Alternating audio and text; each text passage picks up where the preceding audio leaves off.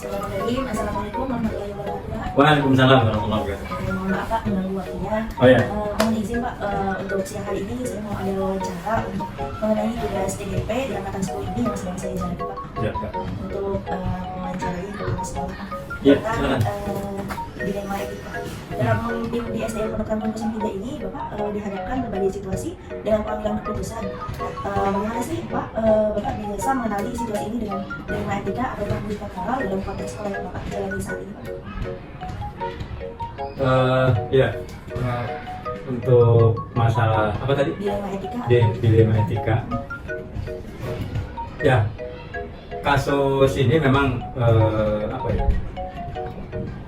Mungkin ya setiap pemimpin atau suatu lembaga bisa saja terjadi kejadian seperti ini. Dan kalau memang ini terjadi, tentu saja kita harus mengambil sikap. Ya, antara lain mungkin kita memanggil si orangnya ya, mengapa sampai kejadian ini terjadi, dan kita bicara dari hati-hati, kemudian kita sampaikan kenapa ini terjadi, dan ya tentu saja kita selesaikan dengan baik dan kekeluargaan ya. Ya karena kita kan satu lembaga, bila satu apa namanya di lembaga tersebut kurang baik atau akan mencederai nama baik dari lembaga tersebut.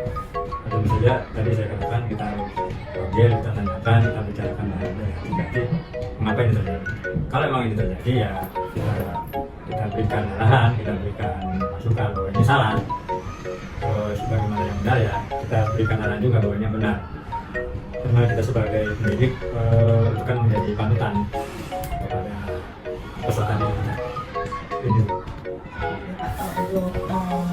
Bisa Bapak ceritakan bagaimana Bapak menjalankan keputusan, terutama kasus-kasus di mana yang ada dua kepentingan yang sama-sama benar atau sama-sama mengambil dari kewajiban. Ya, dua-duanya memiliki kebenaran, dua-duanya punya nilai kebajikan. Ya barangkali kita lihat prioritasnya ya.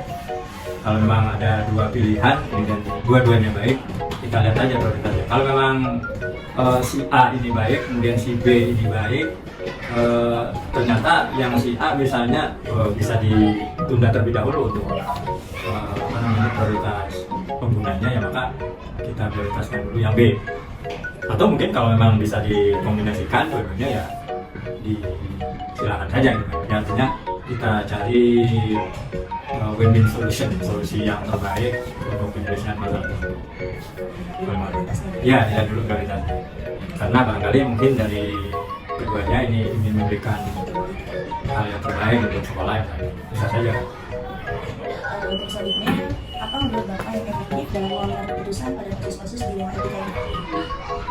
Ya seperti yang awal tadi saya katakan, kita bicara dari hati-hati yang kita panggil orang yang mengalami dilema etika ini, mengapa itu terjadi, kemudian kita sampaikan kenapa ini terjadi, lalu ya sebenarnya barangkali dia juga bisa menyelesaikan masalahnya kan.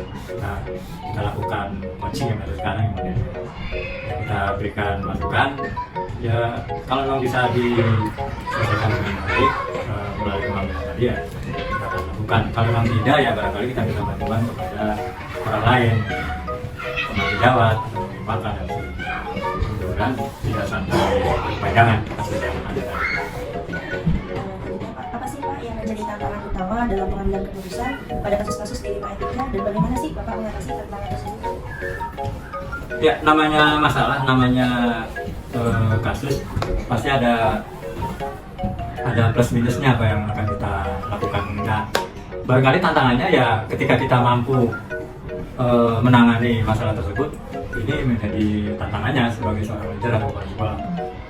Dan kalaupun kita tidak mampu kan barangkali kita bisa tadi kan sharing dengan teman sejawat, mungkin dengan rekan-rekan guru, mungkin dengan wakil kepala sekolah yang bisa memungkinkan agar masalah ini bisa tertangani. Artinya tantangan ini adalah bagaimana si kepala sekolah ini bisa bekerja sama dengan orang lain untuk memecahkan satu masalah yang ada.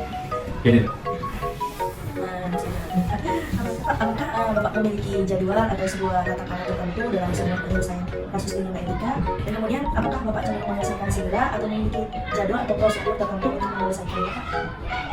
ya mungkin tergantung dari seberapa berat dari kasus yang ada tadi. Kalau memang harus dibuatkan jadwal, kalau memang itu memang harus yang kita lakukan. Tapi kalau memang kasusnya ini tidak terlalu berat dan bisa diselesaikan tidak sesegera mungkin, ya bisa saja kan. Tapi kalau memang itu permasalahannya memang harus segera diselesaikan, maka lakukan segera. Ya untuk berapa waktunya, kemudian jadwalnya, ya bisa disesuaikan dengan waktu yang memang dimiliki oleh saya sendiri atau sebagai calon kepala sekolah. Jadi situasional barangkali. Tergantung kasusnya gitu. Dan selanjutnya, adakah seseorang atau faktor-faktor yang biasa membantu atau mempermudah pengambilan keputusan dalam kasus dilema etika ini? Ya, kita bekerja di lembaga pemerintah, ya, sekolah negeri, itu bagian dari pemerintah. Ya tentu saja kita tidak bisa bekerja sendiri. Tentu bila memang kita perlu adanya dukungan, perlu adanya masukan dari orang lain, tentu saja kita harus menyampaikan ke mereka. Bisa kepada teman sejawat tadi, bisa kepada guru, kepala sekolah.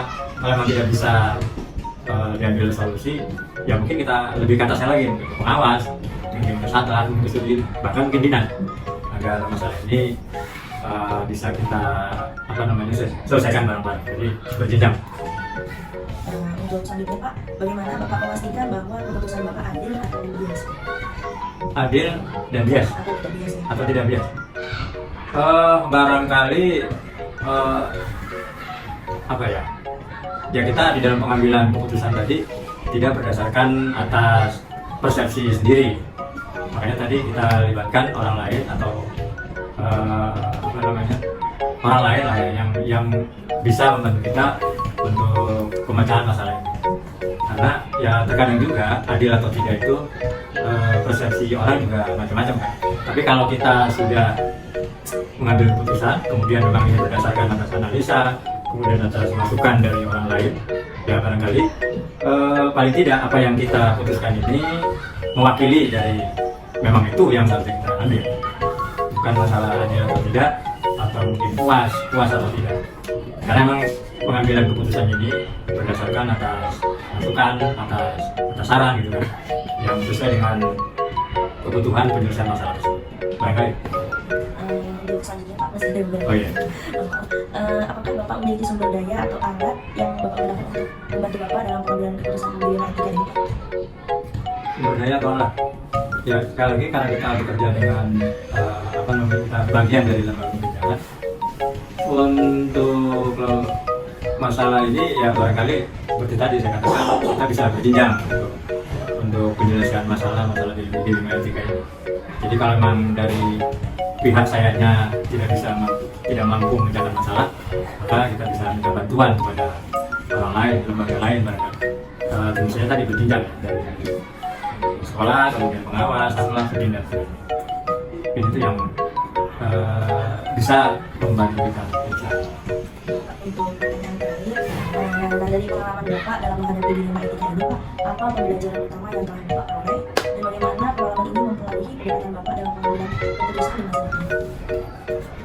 Ya kalau untuk pengalaman secara khusus mungkin saya sendiri belum ada. Tapi kalau memang ada, seperti tadi saya katakan, tentu harus melihat kasusnya itu seperti apa, besar kecilnya, kemudian dilakukan penyelidikan mitologi kasus di kepolisian, jadi dijajaki dengan benar untuk penyelesaian masalahnya. Dan ya kita berharap sih ini tidak terjadi di sekolah kita ya. Kalau memang terjadi ya seperti tadi harus dilakukan pemecahan masalah yang benar-benar komprehensif sehingga kejadian yang sudah terjadi tidak terjadi lagi. Terima kasih banyak Bapak dari beberapa pertanyaan yang saya ajukan dalam wawancara ini bisa membantu saya dalam menyelesaikan modul 331 mengenai dilema etika ini. Maaf saya sudah mengganggu Bapak. Itu saja dari saya. Assalamualaikum warahmatullahi wabarakatuh. Waalaikumsalam. Ya, sama-sama.